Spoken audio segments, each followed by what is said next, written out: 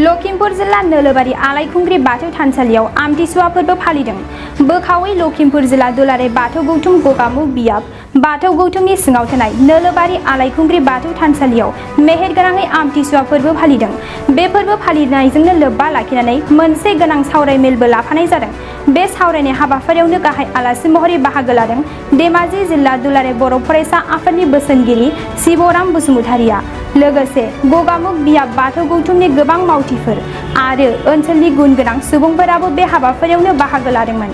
आफा इसोर बोराइ बाथौनि मुं एबा बोर लानानै नोंथांमोननि सानजारि खौरां आरो बड'लेण्ड बुब्लि रादाबनिसिम गिबि गिबियावनो गासैनिसिम खुलुमनायखौ जासिहरग्रोबाय।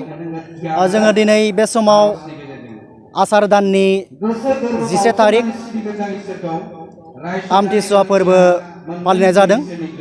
बोखावै लखिमपुर जिल्लानि सिङाव थानाय गगामुख बियाबनि गाहाय सिबिसालि साहा नोलोबारि आलायखुंग्रि बाथौ सिबिसालि, जों बेयाव दिनै नोलोबारि खोन्दो हिसाबै आमथिसुवा फोरबोखौ खुंनाय जादों।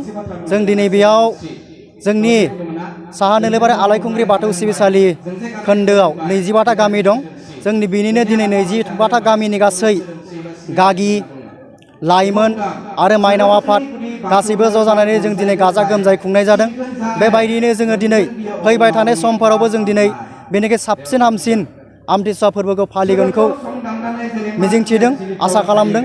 आरो जोङो मोनफ्रोमबो फोरबोखौनो बर'नि बाथौ धोरोमनि नेमखान्थि बायदियै जोङो बर'नि आसार खान्थि धोरोमखौ लाखिलांगोन होननानै जों दिनै नोंथांमोननि मिडियानि गेजेरजों जों फोसावनाय जादों। गोजोन्थों। जोङो दिनै बे हाबाफारियाव जोंनि आमथिसुवा फोरबोखौ लोब्बा लानानै जोंनि लाइमोनफोरखौ बाथौ धोरोमाव माबायदि आग भाग एबा बाहागो लानांगौ जों बिनि सोमोन्दैबो हाबाफारि लानाय जादों। आरो जोङो माइनावफोरखौ, लाइमोनफोरखौ माबायदियै बाथौ धोरोमाव हाबब्ला जोंनाव माबायदि गियान मोनो, माबायदि सोलोंथाइखौ मोनो, जों बिनि सोमोन्दैबो जोंनि हाबाफारि लानाय जादों। गगामुख बियाब दुलाराय बाथौ गौथुमा जोंनि बियाबनि सिङाव जोङो गं 60 गामि आफादफोरखौ लानानै जोङो मोनबा खोन्दो आफादाव जों बोखावदों। दा बे मोनबा खोन्दोनि बिथोराव जोंनि मोनथाम खोन्दो आफादफ्रा दिनै जोंनि बैसोमुथि बिमा बैसोमुथिनि फोरबो, जा आमथि फोरबो होननानै जों जायखौ मिन्थिगौ, बे फोरबोखौ गाजा गोमजायै खुंदों। जोङो जोंनि गगामुख बियाब बाथौ गौथुमनि सिङाव थानाय नैबे नोलोबारि आलायखुंग्रि बाथौ सिबिसालियाव, जा बियो बियाबनिबो गाहाय मावख' एबा सिबिसालि, आरो बेहाय नोलोबारि खोन्दो होननाय, बे नोलोबारि खोन्दोआव गासै गं 25 गामि दङ। बे गं 25 गामि आफादफोरनि बाथौसाफोरखौ लानानै जों दिनै बिमा बैसोमुथि फोरबोखौ गाजा गोमजा नैबे आलायखुंग्रि बाथौ सिबिसालियाव खुंनाय जादों। बेहाय जोङो बियाब आफादनिफ्राय आङो नेहाथारि महरै बाहागो लादों। आरो आंजों लोगोसे जोङो बेटबारि फरायसालिमानि एबा बेटबारि कलेजनि जोंहा बिबुंगोरा कान्तेस्वर बर' बिथांखौ जोङो फुंखा सुबुं महरै हांख्रायनानै जों मोनसे सावरायमा मेल बायदि खुंनानै जों बेहाय सावरायनाय जादों। बिदिनो DDC एबसु धेमाजि जिल्ला दुलाराय बर' फरायसा आफादनि जोंहा बारग' आफादगिरि, आथिखालनि बोसोनगिरि जोंहा शिवराम बसुमतारि, बिथांखौबो जों बेहाय फुंखा सुबुं महरै हांख्रायदोंमोन। आरो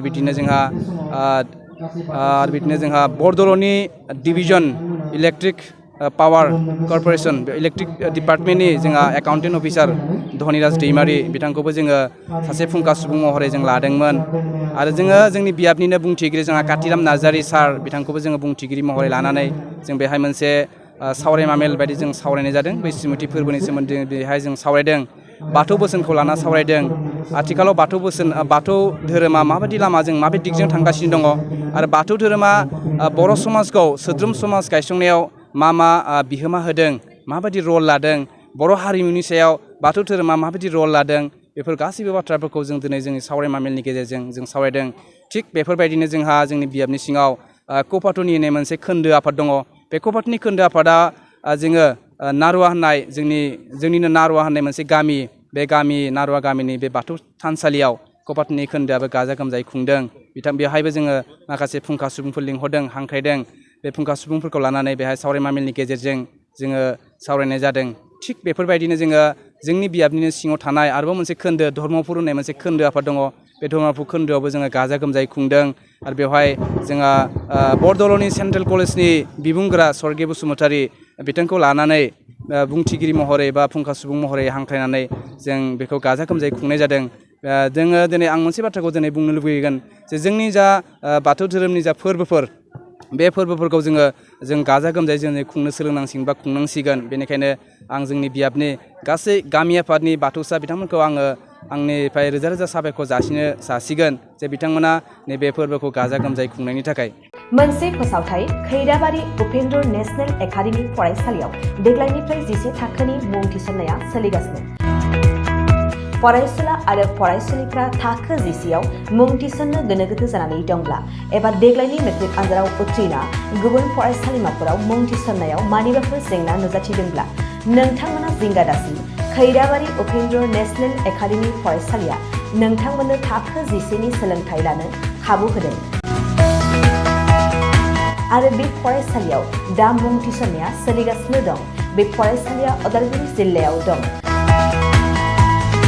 मख'जाथावदि बे फरायसालियाव देग्लायनि मेट्रिक आनजादाव गासै 80 सा फरायसुला फरायसुलिफ्रा गासैबो मोजां जौखोन्दो लानानै उथ्रिसार जानो हादों